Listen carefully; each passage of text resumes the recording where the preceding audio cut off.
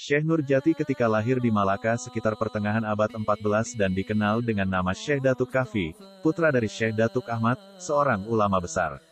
Syekh Datuk Ahmad putra dari Maulana Isa, yang juga seorang tokoh agama yang berpengaruh pada zamannya. Syekh Datuk Ahmad mempunyai adik yang bernama Syekh Datuk Soleh, ayahanda dari Syekh Siti Jenar, Abdul Jalil.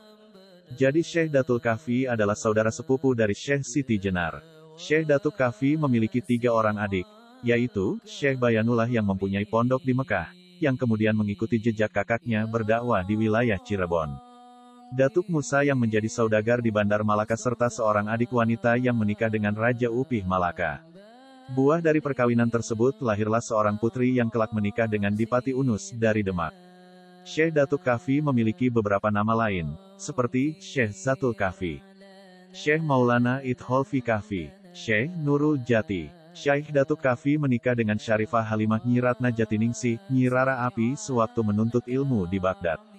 Syarifah Halimah putri dari Ali Nurul Alim, Ali Nurul Alam. Ali Nurul Alim putra dari Jamaluddin Al-Husain dari Kamboja, yang merupakan putra dari Ahmad Shah Jalaluddin. Jadi, Syekh Nurjati menikah dengan saudara secicit mereka dikaruniai 4 orang anak, yakni, Syekh Abdurrahman, yang kelak di Cirebon bergelar Pangeran Panjunan. Syekh Abdurrahim, kelak bergelar Pangeran Kejaksan. Syarifah Fatimah, yang bergelar Syarifah Baghdad. Syekh Datul Hafid, kadang-kadang disebut juga sebagai Syekh Datul Kahfi, sehingga membuat rancu dengan sosok ayahnya yaitu Syekh Datuk Kahfi, atau Syekh Nurjati di beberapa manuskrip yang lebih muda umurnya, contohnya Babat Cirebon Keraton Kasepuhan. Syekh Datuk Kahfi juga mempunyai istri bernama Nyai Rara Anjung akan tetapi tidak dikaruniai keturunan. Syekh Datuk Kahfi juga menikah dengan Hadijah, cucu dari Haji Purwagaluh, Raden Bratalegawa, orang pertama yang pergi berhaji dari Jawa Barat, yang saat itu masih bernama Kerajaan Galuh. Dan dikaruniai 1 orang putri, Nyai Ageng Muara Syekh Datuk Kahfi, putra dari Syekh Datuk Ahmad, seorang ulama besar. Syekh Datuk Ahmad putra dari Maulana Isa, yang juga seorang tokoh agama yang berpengaruh pada zamannya. Berikut ini silsilah nasab Syekh Datuk Kahfi, Nabi Muhammad Rasulullah. Sayyidah Fatimah Az-Zahra Ali bin Abi Thalib, binti Al-Imam Al-Husain bin Al-Imam Ali Zainal Abidin bin Al-Imam Muhammad Al-Bakir bin Al-Imam Jafar Sadiq bin Al-Imam Ali Al-Uraidi bin Al-Imam Muhammad An-Nakib bin Al-Imam Isa Ar-Rumi bin Al-Imam Ahmad Al-Muhajir bin As-Sayyid Ubaidillah bin As-Sayyid Alwi bin As-Sayyid Muhammad bin As-Sayyid Alwi bin As-Sayyid Ali Hali, Kasam bin As-Sayyid Muhammad Sahib Mirbat bin As-Sayyid Alwi Amil Fakih bin As-Sayyid Abdul Malik Azmatkan bin As-Sayyid Abdullah bin As-Sayyid Ahmad Syah Jalaluddin bin As-Sayyid Isa Alawi bin As-Sayyid Ahmad, Syekh Datuk Ahmad As-Sayyid Maulana Idofi Mahdi. Syekh Datuk Kahfi Syekh Nurjati meninggal dan dimakamkan di Gunung Jati. Sedangkan Syarif Hidayatullah meninggal di Gunung Jati sehingga disebut Sunan Gunung Jati, namun dimakamkan di Gunung Sembung, sebelah barat Gunung Jati. Gapura bersayap di pintu makam Syekh Nurjati adalah sebagai penanda masuknya agama Islam di Cirebon. Model gapura ini merupakan salah satu karya adiluhung orang Cirebon, pada awal abad ke-15 sampai 17 Masehi. Karya adiluhung ini merupakan karya dekoratif yang sebenarnya lumrah di pesisir pantai utara Jawa. Sejak kecil Syekh Datuk Kahfi dibimbing oleh ayahanda beliau, Syekh Datuk Ahmad. Setelah beranjak dewasa Syekh Datuk Kahfi melanjutkan perjalanannya menuntut ilmu di kota Mekah, sampai akhirnya Syekh Nurjati mencoba mengamalkan ilmu yang diperoleh dengan mengajarkannya di wilayah Baghdad. Guru-guru Syekh Datuk Kahfi Syekh Datuk Ahmad anak-anak Syekh Datuk Kahfi 1. Syekh Abdurrahman, yang kelak di Cirebon bergelar Pangeran Panjunan. 2. Syekh Abdurrahim, kelak bergelar Pangeran Kejaksan. 3. Syarifah Fatimah, yang bergelar Syarifah Baghdad. 4. Syekh Datul Hafid 5. Nyai Ageng Muara murid-murid Syekh Datuk Kahfi Ki Danusela, Ki Samadula atau Pangeran Walang Sungsang, Nyi Indang Gelis, Nyi Mas Ratu Rara Santang, Ibunda Syarif Hidayatullah Sunan Gunung Jati, Syekh Siti Jenar, Sunan Gunung Jati, Maulana Maghribi, Pangeran Makdum, Sunan Kalijaga, Maulana Syekh Bantah, Syekh Majagung, Mbah Kuwu Cirebon, Pangeran Cakrabuana, Syarif Hidayatullah di Kampung Pesambangan. Syekh Nurjati melakukan dakwah Islam karena menggunakan cara yang bijaksana dan penuh hikmat dalam mengajarkan agama Islam, maka dalam waktu relatif singkat pengikutnya semakin banyak, hingga akhirnya pemburuan kedatangan Pangeran Walang Sungsang beserta istrinya Nyi Indang Gelis Endang Ayu dan adiknya, Nyi Mas Ratu Rara Santang yang bermaksud ingin mempelajari agama Islam. Mereka adalah cucu dari Syah Bandar Pelabuhan Muara Jati dari jalur ibunya. Kedatangan mereka ke Gunung Jati di samping melaksanakan perintah ibundanya sebelum meninggal, juga bermaksud sungkem kepada eyangnya Ki Gedeng Tapa. Kepergian mereka ke Pangguron Gunung Jati tanpa seizin ayah mereka, Prabu Siliwangi. Karena Prabu Siliwangi kembali memeluk agama Buddha setelah Nyi Subang Larang meninggal dunia. Tetapi kedua putra-putrinya itu sudah dididik dan diberi petunjuk oleh almarhum ibunya agar memperdalam agama Islam di Pangguron Gunung Jati. Akhirnya mereka pun menuntut ilmu dan memperdalam agama Islam, menjadi santri Syekh Nurjati di Pesambangan Jati. Pada saat mereka bertiga diterima menjadi santri baru, Syekh Nurjati berdoa, "Wahai Tuhan kami, jadikanlah kami orang-orang yang menghidupkan agama Islam mulai hari ini hingga hari kemudian dengan selamat. Amin." Di antara murid-muridnya, murid yang tercatat sangat cerdas adalah Pangeran Walangsungsang dan Nyi Mas Ratu Rara Santang. Walaupun keduanya telah menjadi muslim sejak kecil, dan belajar ke Syekh Kuro, tetapi ketika datang ke pesantren Syekh Nurjati keduanya dan Nyi Indang Gelis istri Pangeran Walangsungsang, tetap diminta kembali mengucapkan kedua kalimah syahadat. Syekh Nurjati memberi pelajaran kepada mereka mulai dari yang sangat dasar rukun Islam, tentang pelajaran Tauhid sebagai dasar pondasi keimanan. Mengapa Syekh Nurjati melakukan metode pengajaran seperti kepada orang yang baru mengenal ajaran dasar Islam?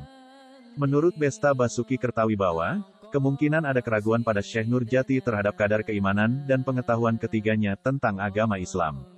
Hal ini dikarenakan Pangeran Walangsungsang dan Nyi Mas Ratu Rara Santang adalah putra-putri dari Raja Pajajaran yang beragama Hindu-Buddha. Selain itu, pengalaman mereka tentang agama Islam masih dalam tahapan pemula. Dalam naskah lainnya diterangkan, Syekh Nurjati mengajarkan membaca syahadat dengan arti dan maksud secara mendalam. Selain itu ada sebuah pesan yang berbunyi, apabila engkau berhajat akan menghadapi seorang kikir, atau orang yang congkak, atau orang yang mempunyai utang yang dikhawatirkan akan berbuat jahat, bacalah sebuah doa yang artinya, "Wahai Tuhan, Engkau yang maha mulia dan maha besar dan saya adalah hamba-Mu yang rendah dan lemah yang tidak berkekuatan apa-apa melainkan dengan pertolongan-Mu. Wahai Tuhan tundukkanlah kepada saya si Fulan, seperti Engkau menundukkan Fir'aun terhadap Nabi Musa as. Lunakkanlah hatinya seperti Engkau telah melunakkan besi terhadap Nabi Daud as.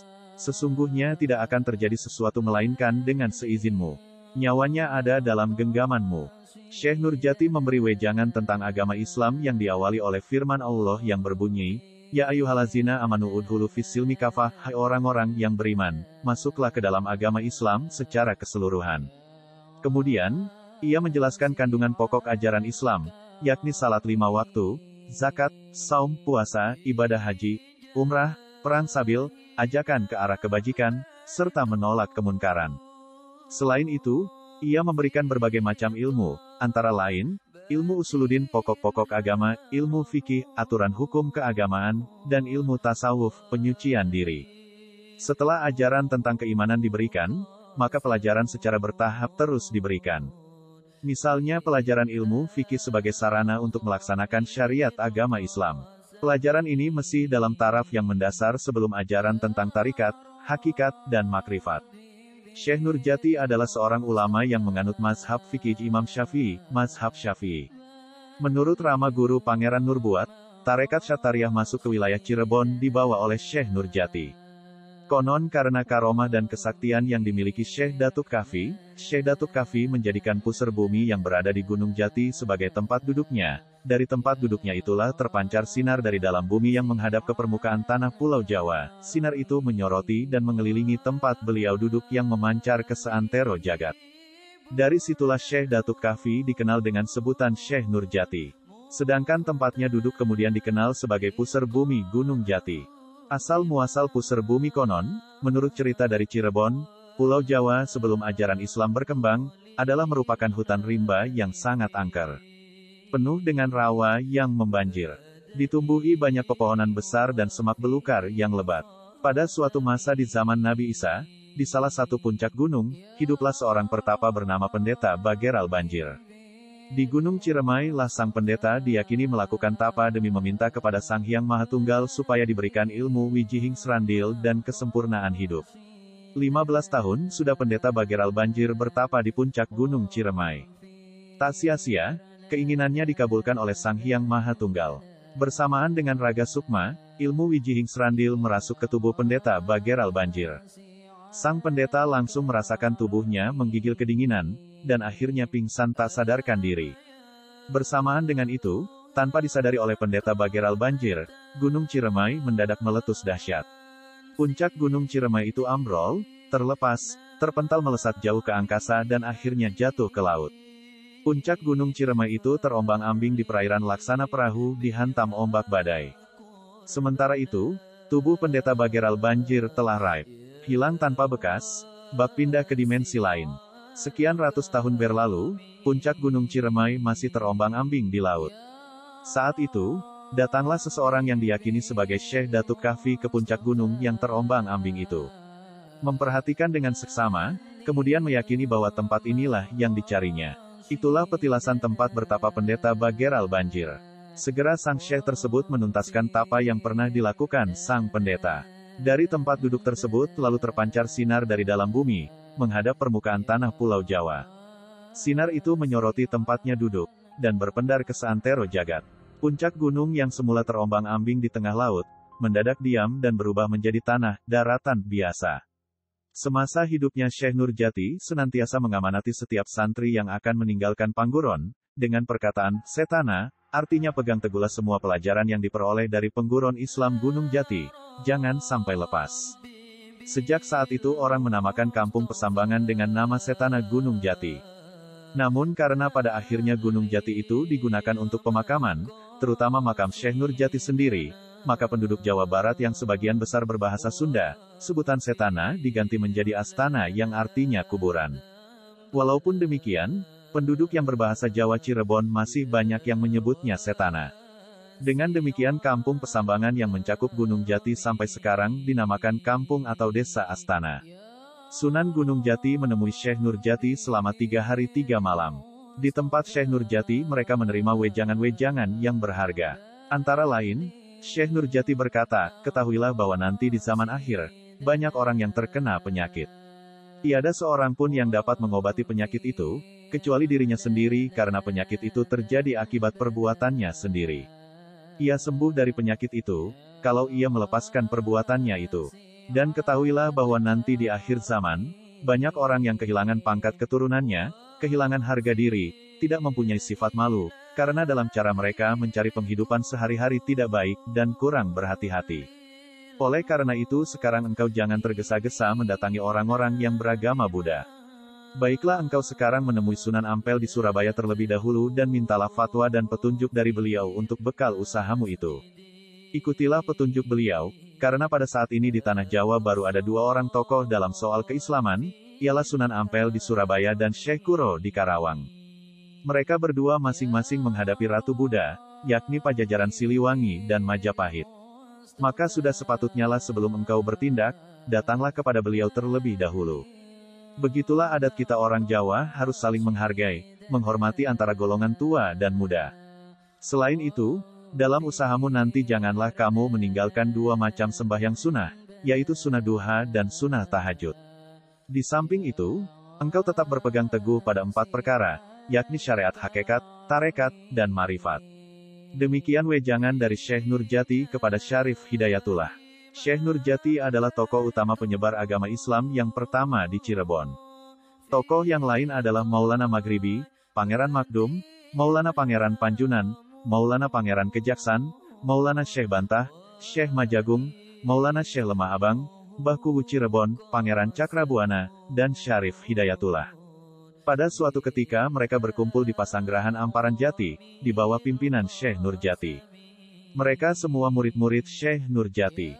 Dalam sidang tersebut Syekh Nurjati berfatwa kepada murid-muridnya, wahai murid-muridku, sesungguhnya masih ada suatu rencana yang sesegera mungkin kita laksanakan, ialah mewujudkan atau membentuk masyarakat Islamiyah. Bagaimanakah pendapat para murid semuanya dan bagaimana pula caranya kita membentuk masyarakat Islamiyah itu? Para murid dalam anggota sidang mufakat atas rencana baik tersebut. Syarif Hidayatullah berpendapat bahwa untuk membentuk masyarakat Islam sebaiknya diadakan usaha memperbanyak tablik di pelosok dengan cara yang baik dan teratur. Pendapat ini mendapat dukungan penuh dari sidang, dan disepakati segera dilaksanakan. Sidang inilah yang menjadi dasar dibentuknya organisasi dakwah Dewan Wali Songo. Gapura bersayap di pintu makam Syekh Nurjati adalah sebagai penanda masuknya agama Islam di Cirebon. Model gapura ini merupakan salah satu karya adiluhung orang Cirebon, pada awal abad ke-15 sampai 17 Masehi. Karya adiluhung ini merupakan karya dekoratif yang sebenarnya lumrah di pesisir pantai utara Jawa. Pintu yang ada di gapura bersayap Syekh Nurjati ini dapat melambangkan kematian. Artinya maut adalah gerbang yang akan dilalui oleh setiap manusia ruh, untuk mencapai kehidupan berikutnya yang abadi. Pemaknaan pintu sebagai lambang kematian merupakan gambaran yang sangat tepat dan sesuai dengan peribahasa Arab yang berbunyi, Al-mautu babun wa kullu nasi dakiluhu, maut adalah pintu dan setiap orang akan memasukinya. Jika pintu bermakna kematian, maka gapura bersayap bisa menjadi makna perlambang bagi malaikat Israel. Artinya, kematian bisa disebut kematian yang sesungguhnya jika ruh seseorang sudah dibawa malaikat Israel dan menurut Al-Quran bahwa para malaikat itu bersayap.